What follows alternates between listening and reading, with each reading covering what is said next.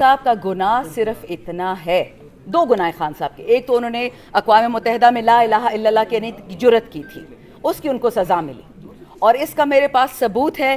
कभी इंशाल्लाह अल्लाह मौका देगा, वो वक्त आएगा कि मैं खुल के वो बात कर सकूं कि कौन खान साहब से इस बात पे कौन नाराज़ है कि इसने ला इलाहा इल्लल्लाह कहने की जुर्रत कैसे की। 52 मुसलमान ममालिक हैं OIC में, किसी ने आज तक हिम्मत नहीं की अक़वाम मुत्तहिदा में ये लफ्ज़ बोले, उसने बोला। आगे से वो बोलते हैं कि आगे से उन्होंने पूछा, जो वो नाराज़गी वाले लोग हैं, वो कहते कि जी, वो पश्तो में कहते दे चामशर को, किसने इसको बड़ा बनाया? इसकी अल्लाह ने इसको बड़ा बनाया। दिल जिगरा रखेंगे तो आप भी ये बात करेंगे। हम सारी दुनिया इकोनॉमिकली एक दूसरे पे डिपेंडेंट है। हम जंग की तरफ नहीं जाते, हम किसी से नहीं लड़ते, लेकिन ग़ुलामी 76 साल बाद ग़ुलामी एक्सेप्ट करना हो ही नहीं सकता। ये जो पाकिस्तानियों ने अपना खून दे दे के पाकिस्तान बनाया था, इस दिन के लिए बनाया था। किधर गई equality before the law? Ali को आई थिंक 8-10 दफ़ा लेके गए, असद कैसर साहब को पता नहीं 100 दफ़ा लेके गए, मुझे तो 2 दफ़ा ही लेके गए, एक दफ़ा जेल, एक दफ़ा कहीं और घुमा दिया। बात इसकी नहीं है।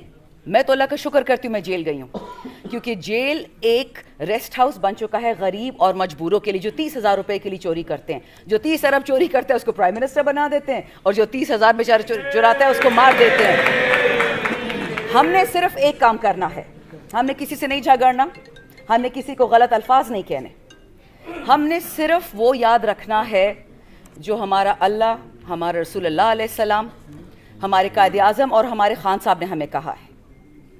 रूल ऑफ लॉ का मतलब दो नहीं एक पाकिस्तान। मैं बार बार ये कह रही हूँ, क्योंकि जब दो नहीं एक पाकिस्तान होंगे तब इकोनॉमिक इक्वालिटी आएगी। और इस वक्त जो खौफ है खान साहब का इन दुश्मनों का, खासकर बैरूनी जो आपकी दुश्मन है, उनका एक ही मसला है। अगर पाकिस्तान अपनी फुल इंडिपेंडेंस पे पहुंचता है, अगर हमें इकोनॉमिक बर्तरी मिलती है, हम माशी तौर पे स्टेबल होते हैं, सेहत कार्ड का इंतज़ार ना करना पड़े, हमारे पास अस्पताल हो, हमारे पास स्कूल हो, हमारी बच्चियां स्कूल जाएं, हमारे नौजवान, नौकर का बेटा नौकर, ड्राइवर का बेटा ड्राइवर, बावर्ची का बेटा बावर्ची, ये लोग ये रवायत ज़िंदा करना चाहते हैं और खान साहब इसको नहीं रहने देंगे।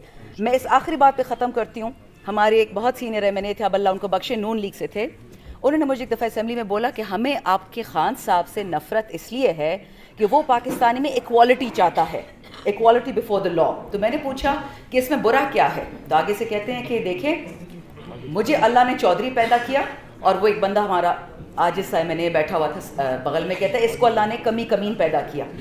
मुझे तो कमी कमीन का मतलब भी नहीं पता था कि कमी कमीन क्या होता है। कहता है मैडम मैं चौधरी हूँ, ये गरीब है, इसको अल्लाह ने गरीब बनाया है, इसको अपनी औकात में रहना चाहिए। यही रीज़न है कि खान साहब से इन लोगों को नफ़रत है, ख़ासकर आपके मगरबी दुश्मनों को।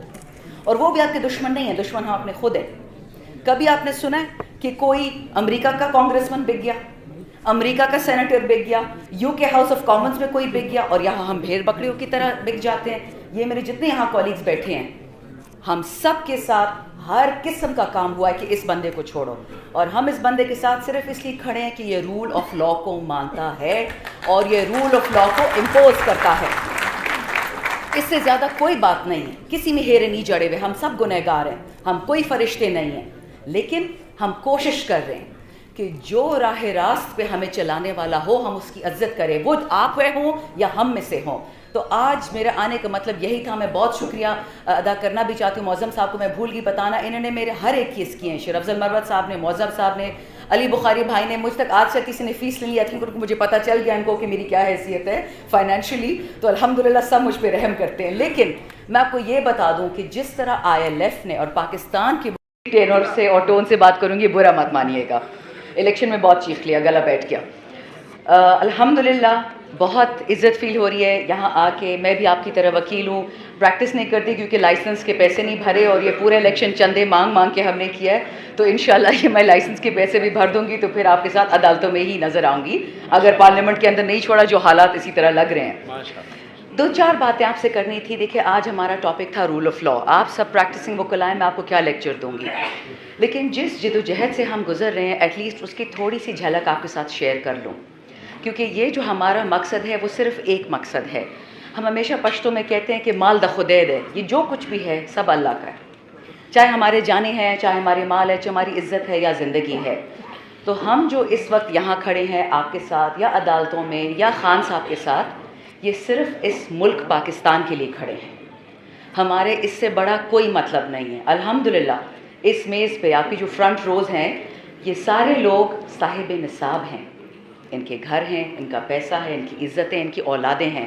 ہمارے خان صاحب کی طرح اللہ نے ان کو نوازا ہوا ہے. لیکن اگر ان لوگوں نے اپنے گھروں کی بے حرمتی برداشت کی، اپنے اوپر جیل برداشت کی، ہمارا لیڈر ابھی بھی بے گناہ جیل میں بیٹھا ہوا ہے صرف اس لیے کہ یہ ملک رول آف لا پہ نہیں چلتا. رول آف لا کیا ہے؟ خان صاحب نے آسان بول دیا تھا، 2 نہیں 1 پاکستان. مالدار کے لیے الگ قانون، مائک بند ہو گیا، چلو خیر میں ویسے اونچا بولتی ہوں، غریب کے لیے دوسرا قانون. یہ نہیں ہو سکتا. میں جب جیل گئی تھی اڈیالہ، اس کو تو اب تقریباً 6-7 مہینے ہو گئے ہیں، تو پہلا دوسرا دن جب گزر گیا تو میں نے پوچھا کسی سے کہ یہاں پہ اور کوئی صاحب نصاب خواتین ہیں، کوئی پڑھے لکھے لوگ، کوئی مطلب جن کو ہم جانتے ہو نا، جن کے ساتھ بلے پڑے ہوں.